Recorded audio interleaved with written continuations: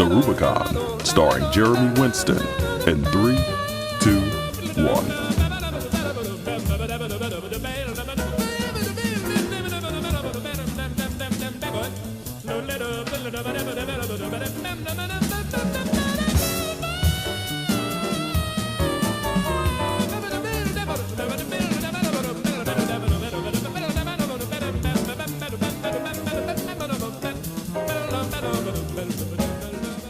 We are back on Advent Sports Network, having our end of the year 2015 special.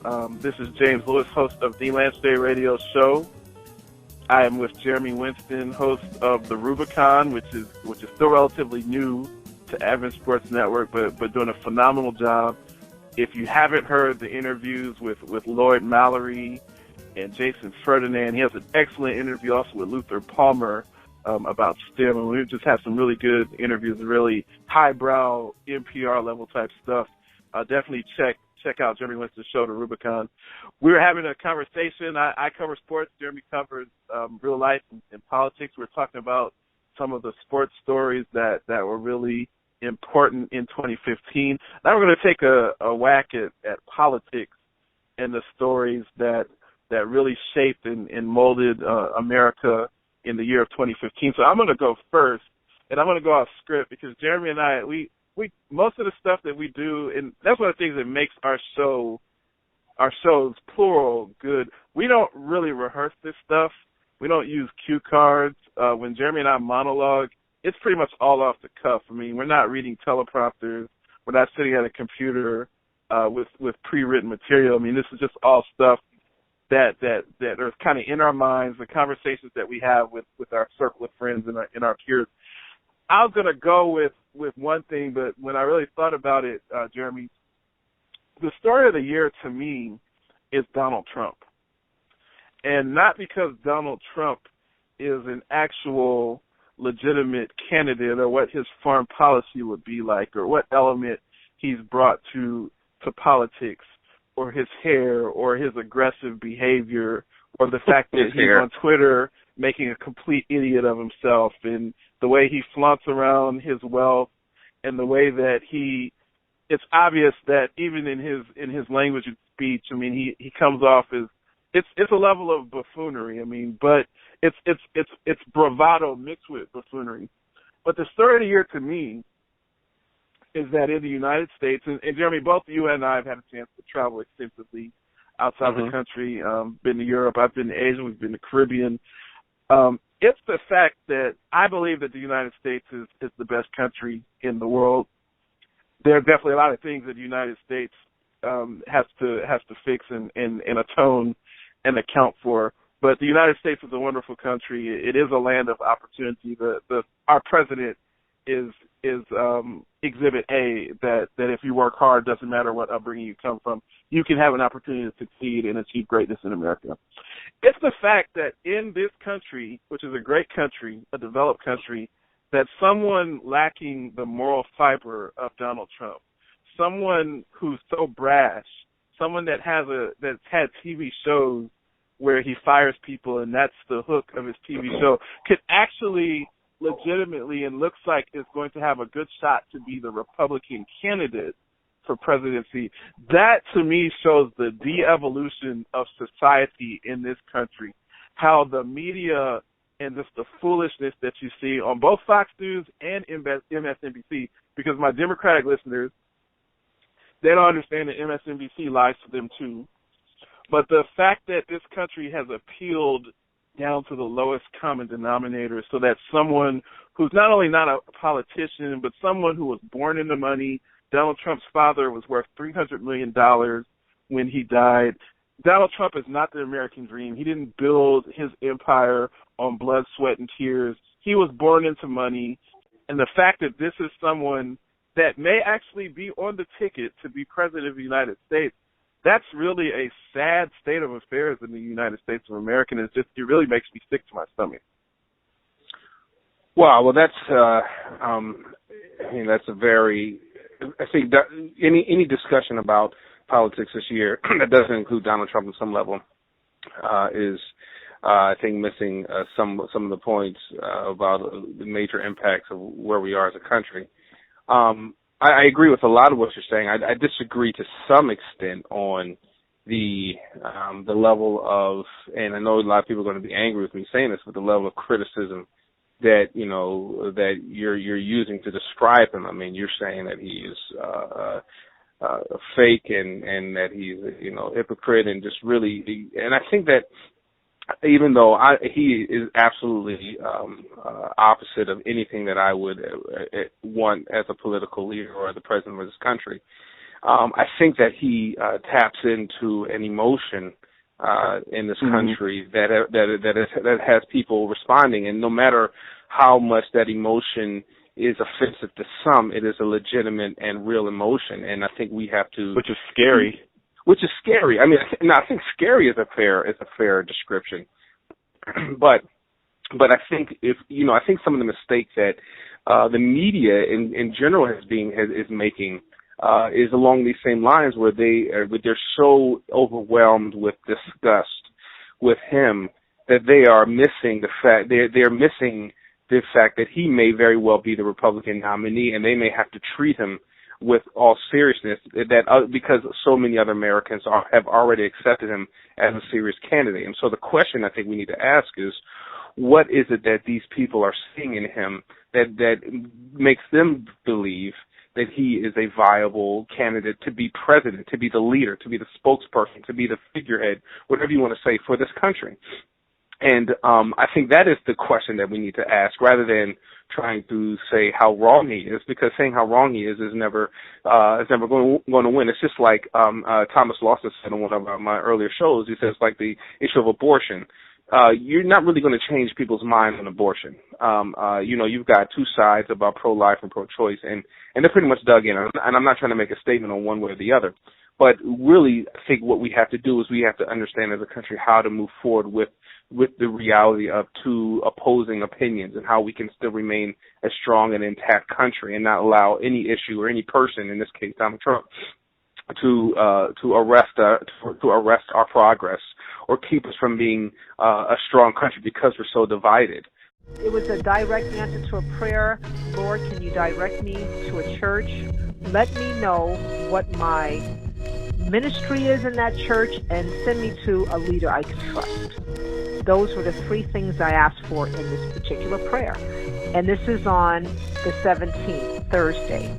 And I meet Seventh-day Adventists at a health fair. I'm a very ambitious person. I'm the kind of person who has to get out of God's way. So when I meet Seventh-day Adventists at a health fair, where it was my intention to network with people about my fitness business, I know that's God. You understand what I'm saying, James? Absolutely. That's not a Marcy idea. Right. That's not a Marcy idea. That's not a Marcy scheme. That's not a Marcy anything. That is absolutely God answering my prayer. Now, the other side of the equation is Sister Heather had been praying, Lord, we're out here on the Sabbath. We're doing these presentations. Are we impacting people? If we are, send me some people so I can know that we're impacting people. The Lance J Radio Show is taped at Advent Sports Network Studios, located in beautiful Emerald City of Seattle, Washington.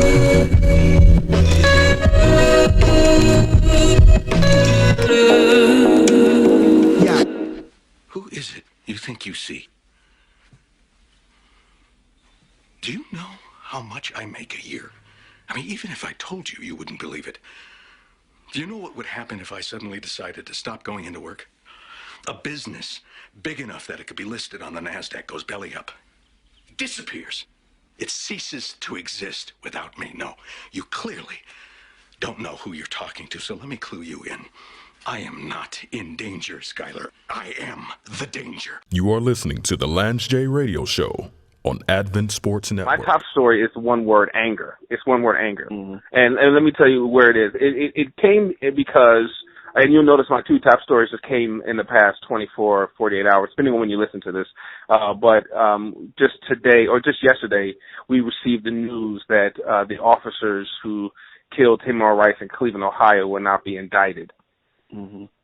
That and everyone has responded with anger because of that. Because we're saying, how can a 12-year-old boy who is carrying a toy gun in public in a state that has open and carry laws? So in some sense, it was very likely, even though it wasn't a real gun, and he, let's just say for the record, but it is legal to carry a gun openly in the state of Ohio if you have a license. Not if you're black. So, yes, right. Well, talk about it. You can show them. You can have your next of kin show them the article. Right. Show them why it's legal at your funeral. Right. You show them why it was wrong, but it won't make a difference, and nobody will back you up. But there's an anger that has responded to that, and I think that anger not only from the Tamir Rice, but also from the Freddie Gray death, and so many other deaths around the country that has angered and has been the fuel and the impetus and the driving factor for the Black Lives Matter movement as much as so much other movements. But then consequently, on the other end, just like what you were saying, and there is an anger that I think that has driven a lot of non-African American America, and specifically white America, and even more specific, not to be too general, but the white American male that has driven the support for Donald Trump. And he's been able, and so many people have said that he's been able to tap into this anger that has been fostered from so many different areas. And I think one of the main areas that has fostered this anger is talk radio. People, the likes of Sean Hannity and Rush Limbaugh, and they've been, throughout the whole Obama presidency, been spewing these almost conspiracy theories on who he is and his policies. He's a Trojan horse. He's the Chip Kelly of presidents. Right. He's here to sell off all our assets and bring us down to make us and there's been an anger being driven. And so when you have these candidates who come up and want to be thoughtful and really talk about how to bring the country about, even if it's in a Republican perspective, that's being drowned out by the vitriolic speech and the and somewhat outlandish speech of Donald Trump, and it's created and it's tapped in to this anger that exists on the right side, and some people say the fringe, but I'm not quite certain it's the fringe. I think that it has become a little more mainstream in the Republican Party, and I'm concerned that it is more mainstream than we want to believe. And so really, when I look at where we are as a country now, the news story, the political story, the social story for me is a story of anger, where we have on the right, on the left side, or at least in the African American community, a strong anger around how African American has been treated, specifically African American males have been treated by law enforcement, and then on the other side, how a lot of white America feels dishonored by the leadership of Obama for some reason. And I probably shouldn't just say white America. That may be unfair, because we have those who've supported Ben Carson as well, and a lot of African Americans who support Ben Carson and Donald Trump. And so we don't want to limit to racial, but there definitely seems to be a polarized nature of our politics that has sent everyone to their corners, fuming about what the other side has done. And this has divided us. And I think this, above all things, would be the greatest threat to the success of our democracy and the success of this union, this republic, this anger that we feel that we need to defend our country from the other, rather than taking a second and say, how can we have a discussion to really get through all of this? So let's talk about the facts. Let's talk about specifics. Let's not be led by propaganda and hyperbole. Yeah, we're going back. I mean, that's an excellent point. Once again, for those tuning in, this is the Advent Sports Network end of the year recap, hosted by Jeremy Winston, host of the Rubicon on ASN, and myself, James Lewis, host of the Lance Day Radio Show on ASN. That really hits home, Jeremy. To me, I think Donald Trump, he personifies the one side of the anger. Donald Trump is a middle-aged white male. He's someone who's born into money. He's someone that's always had power. He's been able to control men and control markets. And when Barack Obama was elected, the Donald Trumps of the world, the middle-aged white man, which has dominated the United States and really the world for centuries, this country is becoming browner. This country is becoming younger. This country is becoming more leaning towards the population with women. And Donald Trump is the establishment. And the people that support Donald Trump, like the old way, they can't understand that if you are a Republican and you ever want to be in the White House again, you're going to have to reach out to the Hispanic community. You're going to have to reach out to the black community, particularly the the middle class and upper class black community. You're going to have to reach out to college students, and that's just not the playbook that they've run, because that playbook has always been, if I have money, I have power. So that's one thing. The antithesis, so to speak, is the Black Lives Matter movement, because my people, your people, black men particularly, we are tired of being treated like animals. We're tired of being treated like savages. I'm a person that subscribes to the theory, for the most part, if you're not doing something illegal, if you're not doing something that you shouldn't have been doing, then 99% of the time you're going to be okay. But when you see like the shooting at the Walmart right up the street from where you live, Jeremy, out in Beaufort Creek, you see a young man who's just minding his business.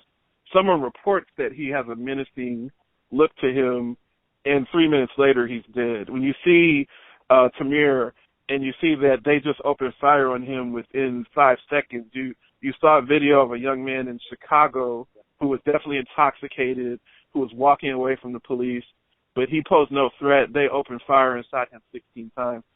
This type of stuff is getting to the point. I mean, we're going back in history, and if you don't learn from history, you're doomed to repeat it. I mean, we're going back towards the days, in many ways, of civil rights, and the days where you're kind of entering a police state, and it is scary. And like you said, there is so much anger, and what I fear and what I hope for as a Christian, but kind of putting the Christian spin on what we do, and understanding prophecy and understanding that the world is not going to get better, it's going to get worse.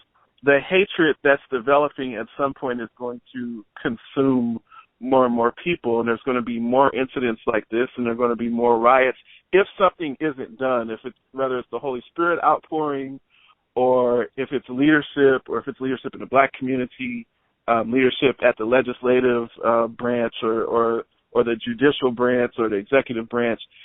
Someone has to step in, or we're going to see things like we saw in the 70s, where you see large-scale riots and you see people fighting over racial issues, over political issues. And if that were to happen with all of the technology that we have and all of the advancements that we've made, that would be a really sad thing. The Lance J Radio Show is taped at Advent Sports Network Studios, located in beautiful Emerald City of Seattle, Washington.